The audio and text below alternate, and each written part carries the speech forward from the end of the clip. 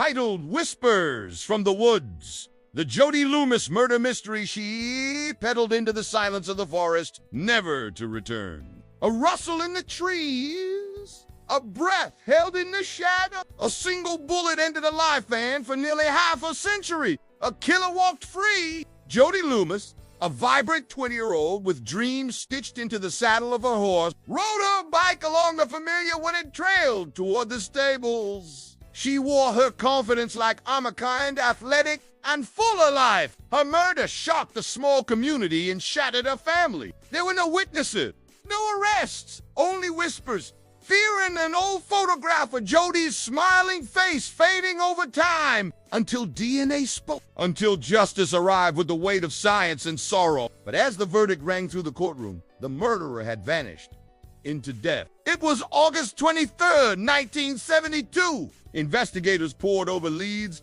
re-interviewed witnesses, and revisited evidence, yet the murderer remained a ghost. The sun filtered through the tall evergreens of Snohomish County, Washington.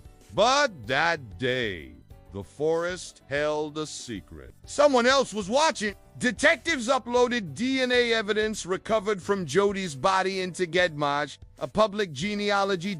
Neighbors described him as ordinary, polite, even forgettable. But the past had finally caught up. A hit came back, not a direct match, but a distant relative. From there, genealogists painstakingly built a reverse family tree, tracing branches until they narrowed down to one name, Terrence Miller. Later that evening, her naked body was discovered in the underbrush, violently silenced by a bullet to the head. They showed the jury the path her bicycle took, the angle of the fatal shot, and the unshakable DNA match. The defense clung to doubts, calling the DNA connection circumstantial, but the jury listened with solemn eyes. For decades, the case collected dust in cold case files until a discarded coffee cup changed everything. The man accused of cold-blooded murder had chosen to escape justice in his own way moments before it reached him. Flash forward to 2080 and he finished his drink, tossed the cup and walked away. Whether Mr. Miller was there or not, it does not diminish the verdict. What he didn't know was that the cup would carry the very thing he couldn't outrun.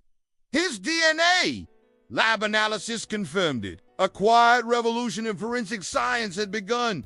Genetic genealogy. It wasn't just science, it was family trees, bloodlines, and forgotten secrets. After all these years, Jody's killer was no longer free, but neither was he truly punished. Their grief had grown old, but never gone away. He was no longer a shadowy figure in the woods. He was a 77-year-old man living a quiet life in Edmonds, just 5 miles from where Jody died. The trap was set, and law enforcement agencies across the country began reopening old files, reanalyzing long code DNA samples. Each strand of genetic code became a voice for the voiceless, but genetic genealogy changed everything. It brought answers to victims like Jody. It brought closure to families who had nearly given up hope. In a brilliantly covert move, detectives tailed Miller to a local coffee shop. 47 years after the murder, police knocked on Miller's door. The arrest sent ripples through the community. How could someone live an entire lifetime with such a monstrous secret? Miller was charged with first-degree murder. He posted a $1 million bond and awaited trial. The courtroom drama began in 2020. Miller, now 78, sat quietly as prosecutors detailed the horrific final moments of Jody's life. Then came Monday afternoon, the final day of deliberation. Jurors had left the courtroom to weigh Miller's fate. The air was thick with tension. Prosecutors waited. The Loomis family waited. But someone else was not waiting. Miller's wife discovered his body inside their home, a self-inflicted gunshot wound. He never heard the verdict, but the jury rendered it anyway. Guilty. We got an answer, said Prosecutor Craig Matheson. To the Loomis family, it was a strange sort of justice. They remained stoic, dignified, haunted.